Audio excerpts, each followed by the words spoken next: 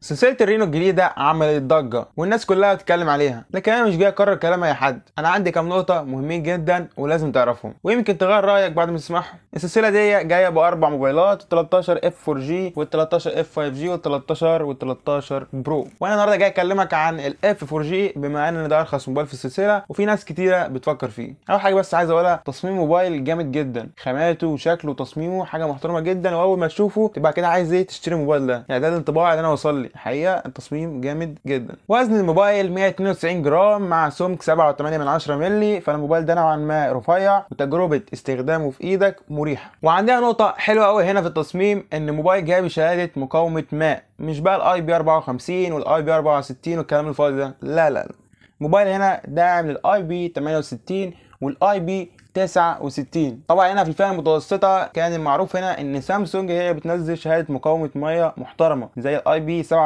فاوبو هنا جت حاطط 68 وال 69. فالموبايل ده يقدر يقعد تحت الميه لعمق 2 متر لمده 30 دقيقه. ولكن الموبايل ده لو انت لسه فاتحه من علبته دلوقتي نزلته الميه وباظ، الضمان هنا لا يضمن الضرر عن طريق الميه، ودي موجوده يعني في اي شركه، بس انا حبيت يعني الفت نظرك للنقطه دي. ولما نروح لشكل الشاشه اللي جاي بثقب للكاميرا السيلفي، وحقيقه ان حواف الشاشه هنا كويسه جدا ومقبوله. الشاشه هنا من نوع اموليد فول اتش دي بلس 6.67 انش بجوده ال 2400 في 1080 بكسل بكثافه بكسلات 395 بكسل في الانش. دعم المعدل التحديث ال 120 هرتز وسطوع 1200 نتس. تجربه الشاشه دي في الشمس كويسه جدا والسطوع بتاعها مقبول جدا، فتجربه المشاهده هنا هتبسطك، خصوصا ان الموبايل جاي بسماعات استيريو صوتها محترم. فسماعات استيريو مع شاشه اموليد يعني تجربه مشاهده مثاليه. وما تخافش على البطاريه، عشان اوبو هنا زودت لك البطاريه في الرينو 13 4 جي وبقت 5800 ملي امبير، ودعم للشحن السريع ال 45 واط اللي موجود في العلبه، وكمان في جاف في العلبه، وفي سكرينه موجوده على الموبايل اول ما تطلعه من العلبه. واوبو بتقول ان الموبايل بيشحن من 0 ل 45% في حوالي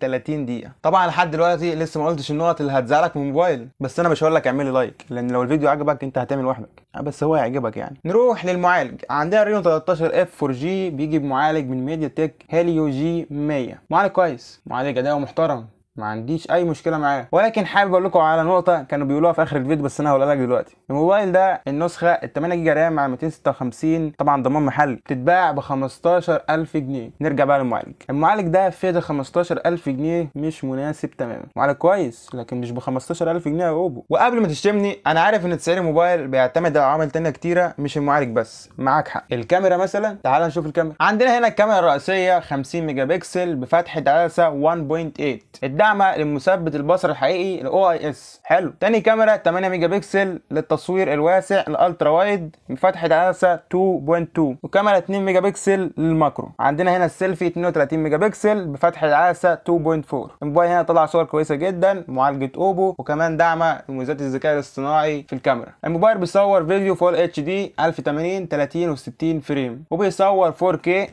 لا يدعم تصوير ال 4K. ال 13 اف 4 جي ما بيصورش 4K، ومع الاسف ان انا بقول لك كده يعني. فانت عندك النقطتين هنا، يعني معالج مش الانسب في الفئه دي، بس نعديها. اديني 4K، مفيش 4K.